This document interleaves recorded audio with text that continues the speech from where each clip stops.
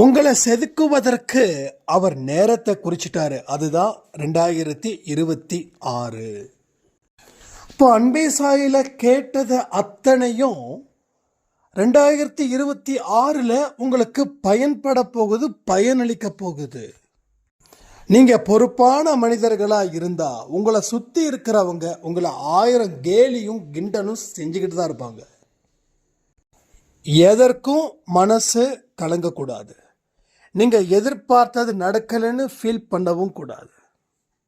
பலரது வாழ்க்கை எங்கேயோ ஆரம்பிச்சது, ஆனா முடிவு நான் சொல்லவே முடியாத அளவில் அற்புதத்தை கொடுக்க போகுது. கனவுகள் பலிக்க போகுது. அதற்கு முழு தகுதியும் உங்களுக்கு இருக்கிறதால தான் அது கனவாக ஆசையாக உங்கள் முன் சாயப்பா நிறுத்தி வச்சுக்கிட்டே இருக்காரு. அவர் காரணம் இல்லாமல் எதையும் செய்ய மாட்டார். அப்போது அவர் ஒரு விஷயத்த உங்கள் முன்னாடி ஆசை காட்டுறாருன்னா அது நடக்க போகுதுன்னு அர்த்தம். அதற்கு உண்டான முழு தகுதிகளை வளர்த்து கொள்ள வேண்டும்னு அர்த்தம். போராடும் போது பின்வாங்கக்கூடாதுன்னு அர்த்தம். ஓடிக்கிட்டே இருங்கன்னு அர்த்தம். ஸோ வெற்றி நிச்சயம். சாயின் சத்தியம்.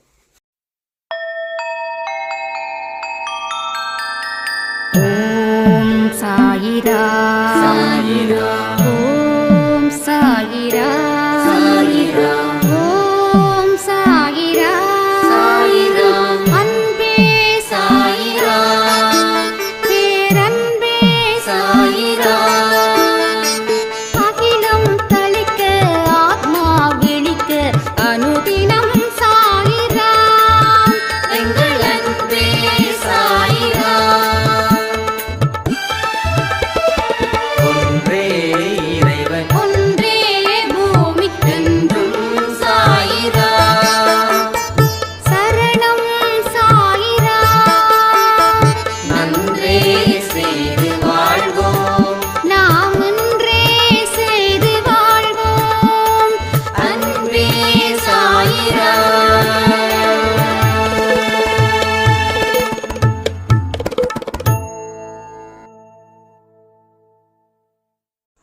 சாய்ராம். என் உயிரின் உயிரானவர்களே, வாழ்க்கை வாழ்வதற்காகவே, கடவுள் நம்ம கூட இருந்து வழி நடத்துவதற்காகவே, நம்ம துன்பத்தையும் கண்ணீரையும் தீர்த்து நல்ல வழியில் வெற்றி நடை போடுவதற்குத்தான் இங்கே கடவுள் நம்மளை தேடி வந்திருக்காரு. நேற்று இரவு கொடுத்த லைவ் ரொம்ப எக்ஸலண்ட்டாக இருந்தது சாயண்ணா. நான் நினச்சி பார்த்ததை விட வைப்ரேஷன் பெரிய அளவில் இருந்தது. நாம் செய்த 5 பிரார்த்தனைகள் செய்தோம். அந்த 5 பிரார்த்தனைகளுமே என்னமோ ஷீரடியில் உட்காந்து சாயப்பா நமக்கு நேருக்கு நேராக நின்று டீச் பண்ணது போலவே இருந்தது. ஒவ்வொரு கமெண்ட்டும் உங்களுடைய வார்த்தைகளும் விஷ்ணு சாய்ராமுடைய வார்த்தைகளும் அப்படின்னு சொல்லியிருந்தாங்க. ஸோ எங்கே சாயப்பா இருக்காரோ அதுதான் ஷீரடி. நம்ம வீட்டில் தான் அவர் இருக்கிறாரு. இன்னைக்கு ஒரு சூப்பரான கோயிலுக்கு போயிருந்தேங்க, கோயம்புத்தூரில். உக்கடம்லாம் தாண்டி அவ்வளோ அழகான ஒரு பெரிய கோயில் அது. அதை நான் நினச்சி கூட பார்க்க முடியல. அந்த கோயில் ஒரு ஷீரடியில் இருக்கிறது போல இருந்தது. பேரூர், கோயம்புத்தூரில் யாருக்காவது தெரிஞ்ச பேரூர் இருக்கும். பேரூரில் இருந்து ஒரு 2-3 கிலோமீட்டர்ஸ் சாயப்பா கோயில் இருக்குது. கூட்டம், பயங்கர கூட்டம், ரொம்ப அற்புதமாக இருந்தது. நல்ல தரிசனம் உண்மையிலே. ஏன்னா நாங்கள் எப்பயுமே இங்கே பக்கத்தில் இருக்க சாயப்பா கோயிலுக்கு தான் போவோம். ஸோ இன்றைக்கி திடீர்னு ஒரு 10 மணிக்கு தான் பிளான் பண்ணோம். கரெக்டாக 10:30 கிளம்பிட்டோம். ஸோ இதுலேருந்து என்ன தெரியுதுன்னா, நாம் என்ன எல்லாம் நினைக்கிறோமோ நினச்சதை விட சிறப்பாகவே நான் உனக்கு நடத்தி கொடுப்பேன், நீ தயாராக இருந்தால் மட்டும் சொல்லு அப்படின்னு. இது எனக்கு கொடுத்த உதாரணம் இல்லை, இங்கே இருக்கக்கூடிய உங்களுக்கும் தான். நான் அடிக்கடி சொல்கிறேன், என்னை வச்சும் உங்களை வச்சும் மற்றவர்களுக்கு பாடமாக சாய்ப்பு அமைச்சு கொடுக்குறார். இங்கே உங்களுக்கு ஒரு விஷயத்தை உணர்த்துற இன்னொரு சாய்ராமை பற்றி அப்படின்னா அது உங்களுக்கானதுன்றதை என்னைக்கு முழுவதுமாக நம்பிக்கையோட அந்த வார்த்தைகளை நீங்கள் கேட்குறீங்களோ அன்னைக்கு அந்த வார்த்தைக்கு உண்டான உயிர் உங்களோட வாழ்க்கையில் கலந்துடும். ஸோ அப்படிப்பட்டதான் நான் சொல்கிறேன். எப்பயுமே சாதாரணமாக ஒரு கோயிலுக்கு போவோம், 2 கோயிலுக்கு போவோம். ஆனால் ஷீரடிக்கு போக முடியல அப்படின்ற ஒரு வருத்தம் எனக்குள்ளே இருந்திருக்கும் போல. அப்போது நான் தயார் அப்படின்ற ஒரு இடத்துல இருக்கும்போது அவரும் நம்ம எதிர்பார்ப்பை அதிகப்படுத்துறது போல ஒரு இடத்துல கூட்டு போய் காட்டி இன்னைக்கு ரொம்ப அற்புதத்தை செஞ்சுருக்காரு. அவ்வளோ அழகான கோயில். யாராவது போனீங்க அப்படின்னா கமெண்ட் பண்ணுங்க. ஸோ நம்ம வாழ்க்கையில் எது எல்லாம் நடக்கணுமோ அதெல்லாம் நடந்து தான் தீரும். ஆனால் எது நடந்தாலும் அது நம்ம வாழ்க்கைக்கு பயனுள்ளதாக மாறிடும். ஃபார் எக்ஸாம்பிள், ஒரு துன்பமே நடக்குதுன்னு வச்சுக்கோங்களேன். இந்த துன்பம் ஒவ்வொரு மனுஷனுக்கும் கஷ்டத்தை கொடுக்கறது தான், நஷ்டத்தை கொடுக்கறது தான். அதில் எந்த சந்தேகமும் இல்லை. ஆனால் அந்த கஷ்டத்துக்கு பின்னாடி இஷ்டப்பட்ட வாழ்க்கையை கொடுப்பதற்காக தான் அன்னைக்கு நான் உனக்கு கஷ்டத்தை கொடுத்தேன், அன்னைக்கு நான் உனக்கு நஷ்டத்தை கொடுத்ததுக்கு காரணம் இன்னைக்கு நீ லாபத்தை பார்க்குற அப்படின்னு. அப்போ எதுவாக இருந்தாலும் நம்பிக்கையுடன் ஏற்றுக்கொள். எது நடந்தாலும் சரி நம்பிக்கையோடு ஏற்றுக்கொள். எந்த இடத்துலையும் உன்னுடைய ஓட்டத்தை குறைச்சிடாத. இன்னைக்கு 12 மணி கொடுத்த பதிவில் இதை பற்றி சொல்லியிருக்கேன். ஓட்டத்தை மட்டும் குறைச்சிக்காத. குறைச்சிக்கிட்டேன்னா அடுத்தவன் அள்ளி சாப்பிட்டுடுவான். உன்னோட வேகம் எப்போ குறையும்? உன்னால் முடியலன்னு நினைக்கும் போது தான். அந்த முடியலன்ற ஒரு வார்த்தையே இனி உன் வாயில இருந்து வரக்கூடாதுன்னு நினச்சிக்கோ. நீ ஓடுறதால களைப்படையில, நீ முடியலன்னு சொல்லி தான் நீ களைப்படைகிற. நீ ஓடிக்கிட்டே இரு. இப்போ எப்போ நாங்கள் நிறுத்துறதுன்னு கேட்கலாம். என்னைக்கு நம்ம ஆன்மா மறுபிறவி இல்லைன்னு ஒரு சூழ்நிலை வருதோ அது வரைக்கும் இங்கே ஓடிக்கிட்டே தான் இருக்கணும். ஸோ இதுக்கு டயர்ட்னஸே கிடையாது. நீங்கள் ஃபீல் பண்ணாதீங்க. அதிகமாக தூங்கினா கூட டயர்டாகிடும். கேள்விப்பட்டிருக்கீங்களா? அதிகமாக சாப்பிட்டா டயர்டாகிடும். இது எல்லாருக்கும் தெரியும். ஆனால் அதிகப்படியான தூக்கம் கூட உங்களுக்கு டயர்ட்னஸ் ஆகும். சில பேர் மதியானம் 2 மணி நேரம் தூங்குவாங்க, அடுத்த 2 மணி நேரம் மந்தமாகவே இருப்பாங்க. ஏன்னா மதியானத்தில் தூங்குகிற தூக்கம் 2 மணி நேரன்றது உடம்புக்கு ஆபத்தை கொடுக்கக்கூடிய தூக்கம். இரவு 7 மணிலேருந்து 8 மணி நேரம் தூக்கம் உடம்புக்கு ஆரோக்கியத்தை கொடுக்கறதுக்கு உண்டான தூக்கம். எதை எந்த நேரத்தில் எந்த அளவு செய்யணுமோ அதை அந்த நேரத்தில் செய்யணும். ஒரு சாராம் கேட்டாங்க, நான் ஈவினிங் நைட்டு ஒரு 5 மணி நேரமோ பகலில் 3 மணி நேரமோ தூங்கிடுறேனே, அப்போ 8 மணி நேரம் ஓகேவா அப்படின்னாங்க. அது தப்பு. அதெல்லாம் இங்கே வேலைக்கே ஆகாது. அது நம்மளுடைய இஷ்டத்துக்கு நம்மளுடைய ஆரோக்கியத்தை பண்ணிக்க முடியாது. ஆரோக்கியம்னா அதற்கு உண்டான கொள்ளளவும் அந்த அளவில் தான் அதை செய்யணும். இல்லைன்னா அது வேலைக்கே ஆகாது. அப்போ உங்கள் வாழ்க்கையில் நீங்கள் ஓடிக்கிட்டே இருக்கணும். இந்த ஓட்டம் மறுபடியும் சொல்கிறேன், டயர்ட் ஆகாது. எந்த இடத்துல டயர்ட் ஆகாது. நம்ம முடியலையேன்னு நினச்சோம், இல்லை மற்றவங்க இவ்வளோ தூரம் ஓடுறாங்களேன்னு நினச்சோம், இல்லை மற்றவங்க ரொம்ப பின்னாடி வராங்களேன்னு நினச்சா மட்டும்தான் டயர்ட் ஆகும். சரி, நீ எவனையும் பார்க்காத, உனக்கு முன்னாடி இருக்கிறவனையும் பார்க்காத, உனக்கு பின்னாடி இருக்கிறவனையும் பார்க்காத, நீ சைடில் இருக்கிறவனையும் பார்க்காத. உன்னுடைய வேலைகள் என்னவோ அதை மட்டும் பாரு. உனக்கு டயர்டஸே ஆகாது, டயர்டே இருக்காது. அப்போ ஓட ஓட தான் உனக்கு நம்பிக்கை அதிகரிக்கும். எதுவுமே செய்யலைன்னா நம்பிக்கை வருமா? வராது. யாராவது நம்பிக்கையோட பேசினா கூட இவனுக்கெல்லாம் வர வேலையே இல்லையா அப்படின்னு நினைக்கிற அளவில் இருக்கும். ஏன்னா அவங்க எந்த ஒரு ஓட்டத்தையும் இப்போ வரைக்கும் ஆரம்பிக்கல. ஸோ ஓடுனவனை கேவலமாக பேசிக்கிட்டு இருப்பாங்க. நீங்கள் கவனிச்சிங்கன்னா தெரியும். நீங்கள் ஒரு 4 விஷயங்கள் கொஞ்சம் வித்தியாசமாக செய்கிறீங்க, அது முன்னேறுவதற்கு அடிப்படையாக இருக்குதுன்னா உங்கள் வீட்டில் இருக்கிறவங்கள உங்களை ஒரு கோமாளி மாதிரி பார்ப்பாங்க. பார்த்துருக்காங்களா இல்லையா? ஏன்னா அவங்க அந்த ஆட்டத்தை ஆரம்பிக்கல, அதனால ஆரம்பிச்சவனை ஏதாவது சொல்லிக்கிட்டே இருப்பாங்க. நிறைய பேர் பார்த்தீங்கன்னா இந்த டீ கடை பெஞ்சுன்னு வெட்டி பேச்சு பேசுறதுக்குன்னே சில கூட்டங்கள் வரும். அவன் இப்படி இவன் இப்படி.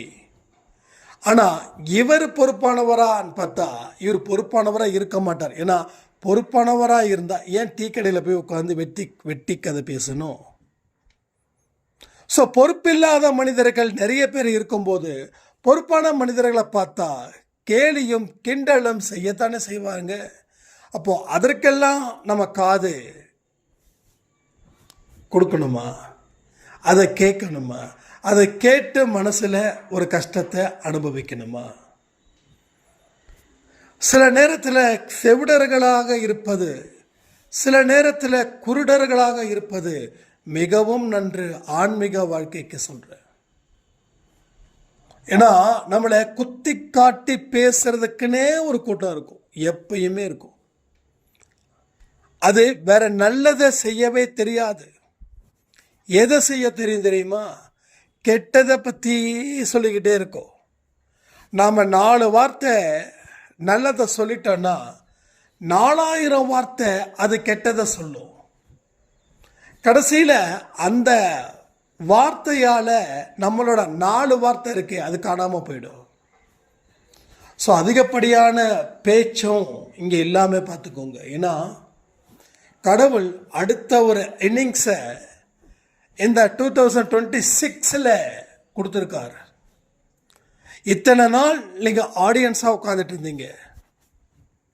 ஆடியன்ஸாக உட்காந்தது தப்புன்னு நீங்கள் நினைக்கலாம். நான் ஆடியன்ஸாக உட்கார்ந்தது சரின்னு நான் நினைக்கிறேன். ஏன்னா ஆடியன்ஸாக உட்கார்ந்துருக்கிறது எதுக்குன்னா அவங்க விளையாட்டை பார்த்து ரசிக்க இல்லை, அவங்க எந்தெந்த டெக்னிக்ஸை யூஸ் பண்ணுறாங்கிறத தெரிஞ்சுக்கிட்டு நாம் அந்த கிரவுண்டில் ஆடுறதுக்காக உட்காந்துருந்தோம். 1000 பேரில் 100 பேர் ஆடுறதுக்காக உட்காந்துருந்தாங்க.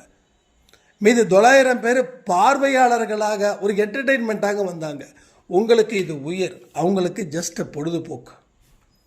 அப்போ 2025 ஆடியன்ஸாக இருந்தவங்க இல்லை, நீங்கள் அடுத்த வருஷத்தில் விளையாடுவதற்காக அந்த 2025 நீங்கள் பயன்படுத்திக்கிட்டீங்க.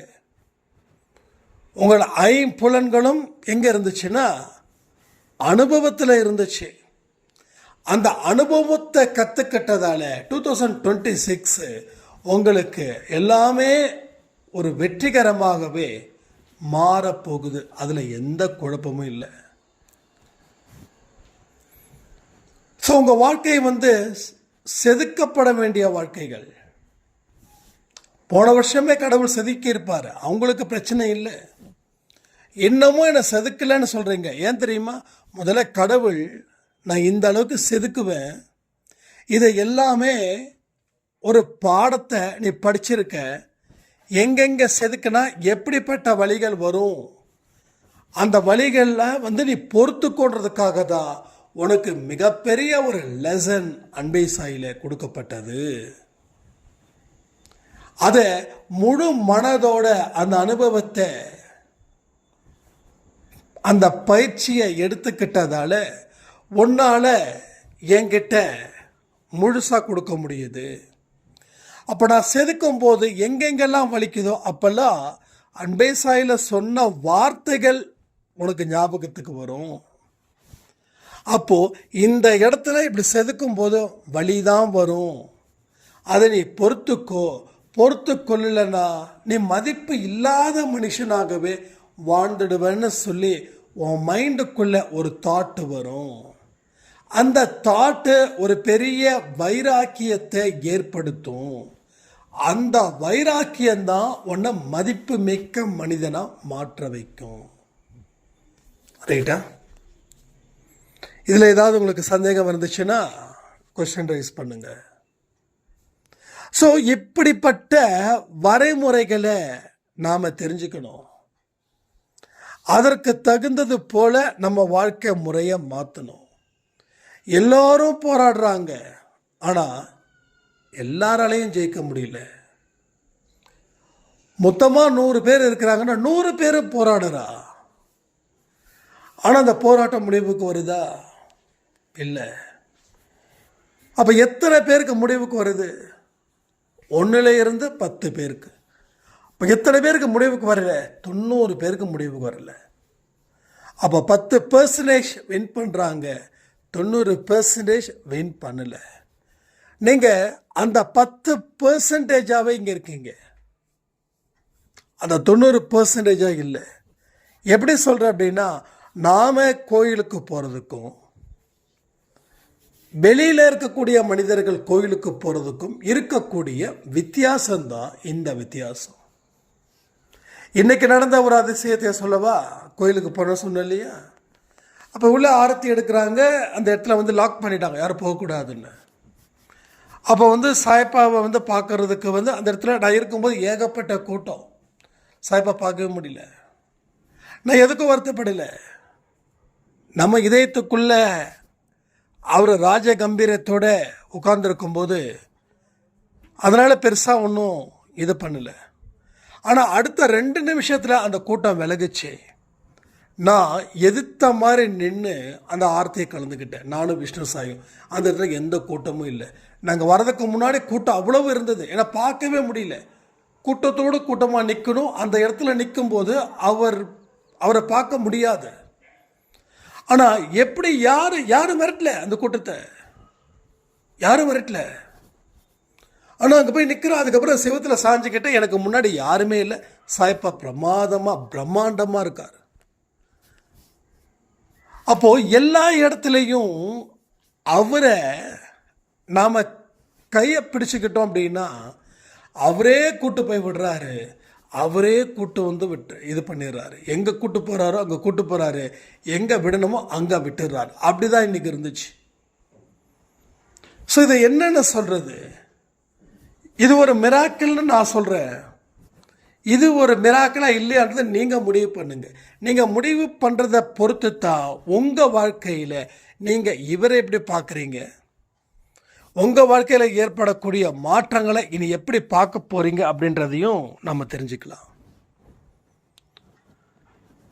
இங்கே ஒரு சாய்ராம் கேட்டாங்க, என்னோட பிரச்சனைகள்லாம் தீர்ப்பதற்கு எப்படியோ ஒரு 10 வருஷம் ஆகுங்களா சாய்ராம் அப்படின்னு. நான் உங்களுக்கு ஆன்சர் பண்ணலை, கண்டிப்பாக அவங்க பார்க்குறவங்களா இருக்கலாம். 10 வருஷம் அப்படின்றத நீங்கள் எப்படி முடிவு பண்ணீங்க? ஏன் 9 வருஷம் முடியாதா? ஒருவேளை 20 வருஷமாக அதை ஆக்க முடியாதா? அது எப்படி 10 வருஷம்? எதன் அடிப்படையில் 10 வருஷம் ஆகும் நீங்கள் நினைக்கிறீங்க? சொல்லுங்கள்.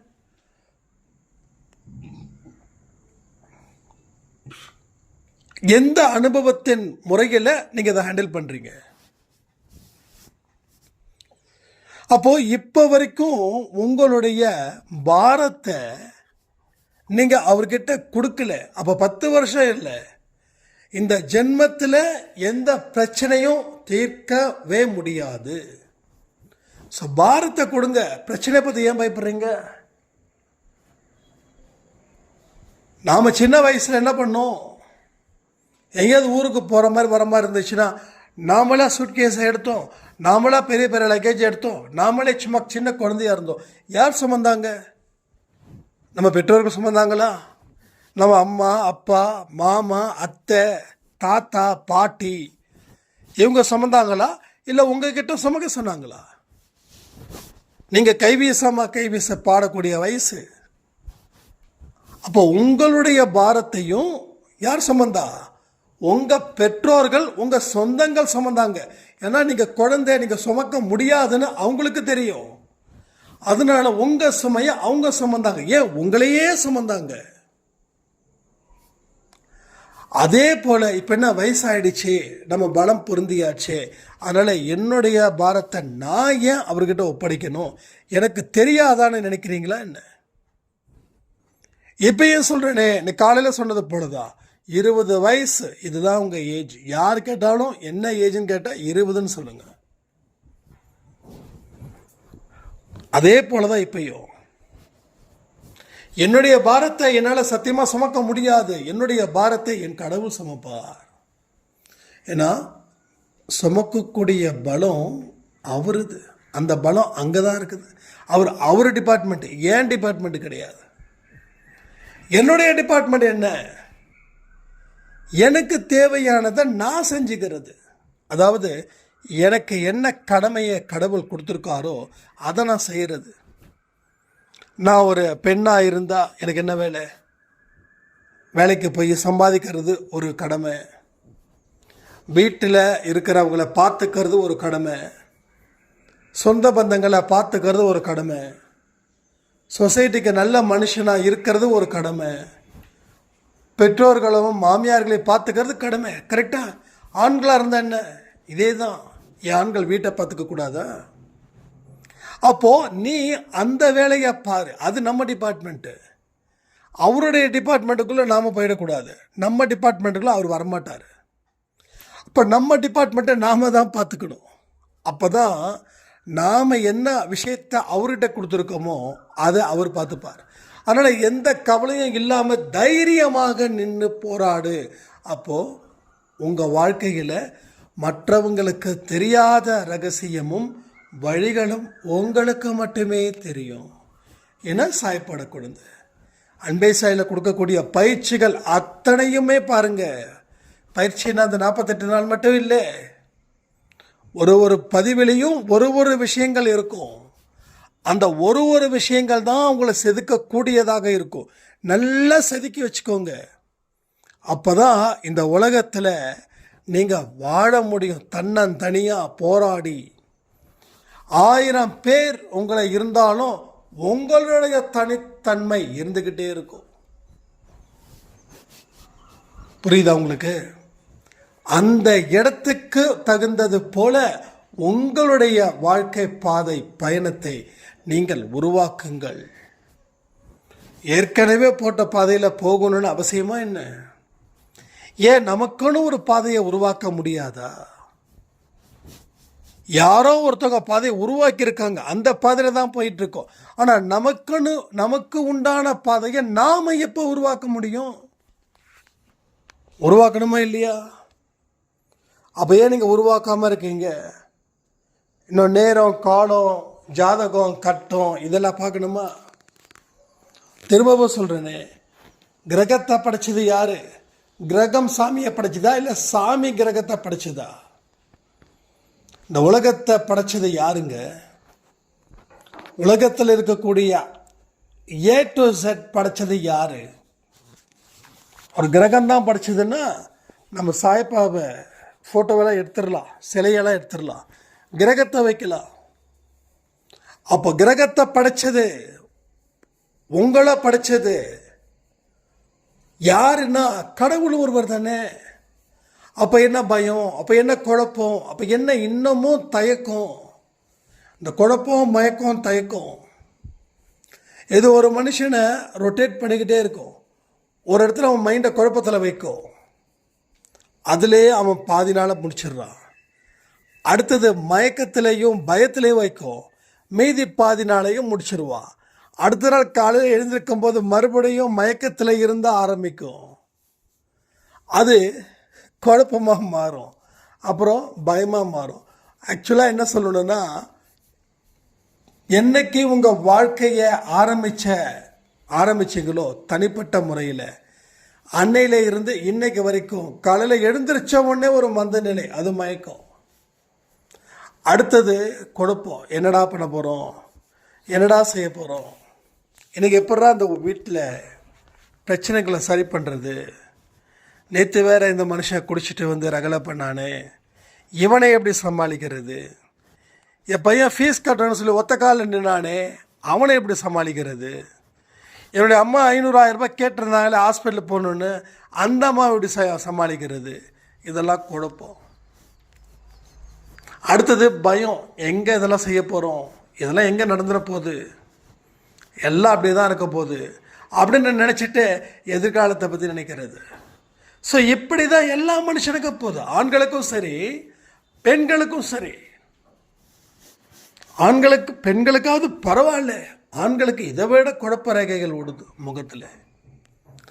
நிறைய பேர் இப்போ பெண்கள் தான் எங்கிட்ட சஜஷன் கேட்குறான்னு நினைக்கிறீங்களா? இல்லை, ஆண்களும் ஜாஸ்தி ஆயிட்டாங்க. ஏகப்பட்ட பிரச்சனைகள்.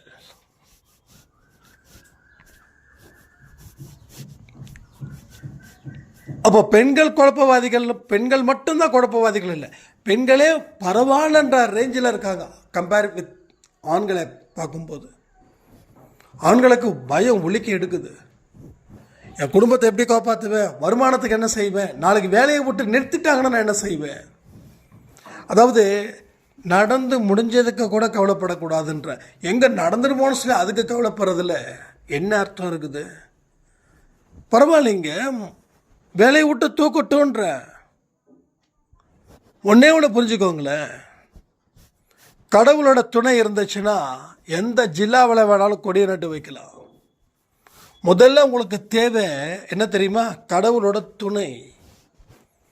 அந்த துணை தான் நாம் விதைக்கணும், அதை தான் நம்ம அறுவடை செய்யணும். அதை செஞ்சால் மீதி எல்லாமே நடந்துடும்.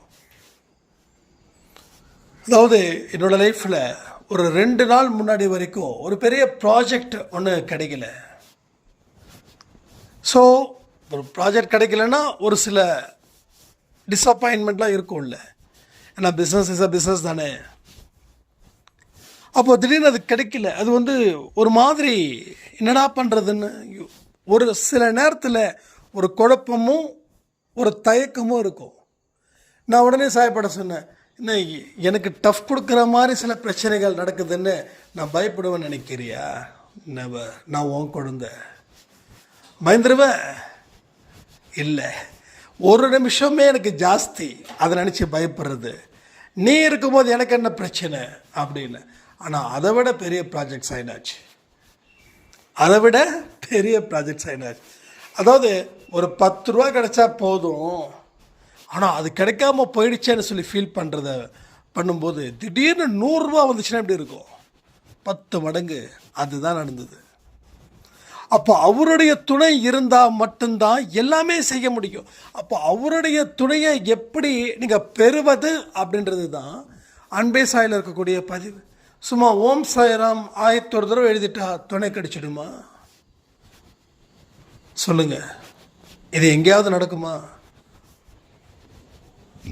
இதே ஒரு சாய்ராம் சொன்னாங்க, நான் தினமும் 1001 தடவை ஓம் சாய்ராம் எழுதுவேன். அதுக்கு நான் பதில் சொல்லலை, அதுக்கு சேர்ந்தே பதில் சொல்லலை. சரி, டெய்லியும் நீங்கள் 1001 தடவை ஓம் சாய்ராம் எழுதுனா உங்கள் வாழ்க்கையில் என்ன மாற்றம் நடந்துச்சுன்னு சொல்லுங்களேன். கடைசியில் என்ன நம்ம சொல்லுவீங்க? கடவுளே இல்லைன்னு சொல்லுவீங்க. நீங்கள் எழுதுறதுக்கும் உங்கள் பிரச்சனையை தீர்வதற்கும் ஒரு துளி ஒரு சம்பந்தம் எதுவுமே கிடையாது, கனெக்டிவிட்டியே கிடையாது. எனக்கு புரியல, யாராவது புரிஞ்சவங்க சொல்லுங்களேன். நான் இது மாதிரி எழுதுனேங்க, பிரச்சனை தீர்ந்துச்சுங்கன்னு சொல்லுங்க பார்க்கலாம். எத்தனை பேருக்கு பிரச்சனை தீர்ந்துருக்குது? ப்ராப்ளத்துக்கு உண்டான மருந்து எதுவோ அதுதான் சாப்பிடணும். இல்லாத மருந்தை நான் சாப்பிட்டதான் நினச்சிக்கிட்டா அது சரியாயிடும் அப்படின்னு நினைக்கிறது தப்பான விஷயமாயிடாதா? முதல்ல மனதை கட்டுப்படுத்தணும், அதுக்கு தியானம் பண்ணுறது தப்பு கிடையாது. ஸோ தியானத்துக்கும் டிவோஷனுக்கும் சம்மந்தமே கிடையாது. தியானம் அப்படின்றது மனசில் ஏதோ ஒன்றை நினைத்து மனதை ஒருமுகப்படுத்துறதுக்கு. தியானம்ன்றது பிரார்த்தனை செய்வதற்கு ரொம்ப பலன் வாய்ந்ததாக இருக்கும். ஏன்னா பிரார்த்தனை செய்யும்போது நம்ம எண்ணங்கள் அலைப்பாயும். பட் அந்த தியானம் செய்வதன் மூலமாக என்ன கேட்கணுன்ற ஒரு அறிவும் அந்த மனசுக்குள்ளே வரும். அப்போது இந்த மாதிரியான விஷயத்தை எல்லாம் செய்யாமல் தேவையான விஷயத்தை மட்டும் செய்யுங்க. அதுதான் உங்கள் வாழ்க்கையை வளமாக்கும், உங்களையும் வளப்படுத்தும். இதை புரிஞ்சுக்கிட்டவங்களுக்கு வாழ்க்கையில் கடவுள் எத்தனையோ அற்புதத்தை நிச்சயமாக நடத்தி தருவார்னு சொல்லி நிறைய பேர் இன்றைக்கி சாப்பாடு கொடுத்துருக்கீங்க, ரொம்ப சந்தோஷம். இன்னும் நான் நிறைய பார்க்கல. ஸோ போன தடவை நம்ம 75 பேருக்கு சாப்பாடு கொடுத்தோம். இந்த தடவை அதை விட ஒரு சாயிராவது அதிகமாக இருக்கணும், அட்லீஸ்ட் 1. ஓகேங்களா?